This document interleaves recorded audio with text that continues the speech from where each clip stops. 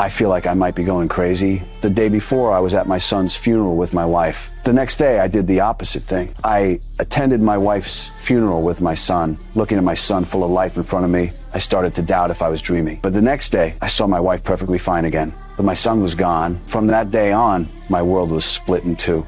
I don't know which is real and which is a dream. Both sides' leaders think I'm crazy and forced me to see two therapists. What's interesting is the doctors from both worlds claim the other side is fake. I felt like there was more to it. It can't just be a dream. A few days ago, a taxi driver from my wife's world was killed. As a cop, I rushed to the crime scene. It was at 611 on a street, and a strand of red hair was left behind. Meanwhile, in the other world, a family was robbed. The husband and wife were killed, and their daughter was kidnapped. We chased the suspect down and found where his car was parked. It was at 611-inch parking lot. I instantly knew something was off. I ordered the police to search for the red-haired man, and we actually found the kidnapped girl and took out the suspect. Then in the other world, I returned to the crime scene at 611 with my team, and we caught the criminal right there. This moment confirmed my suspicion. I always thought one of these worlds was a dream, but now it seems like both worlds could be real. To tell the two worlds apart, I wore two different colored wristbands. The red wristband represents the world where my wife is alive, and the green one represents the world where my son is alive. To prove my theory, I went to the therapist from my son's world, but the therapist told me this is a classic case of extreme grief. Since my wife died, I've been living in a dream and made up a world where she's still alive.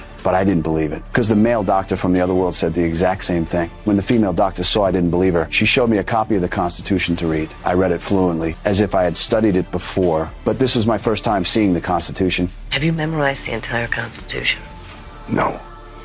And if this is a dream, and your son has really died instead of your wife, and you're just making all of this up, explain to me how you could turn to a random page and start quoting it back word for word.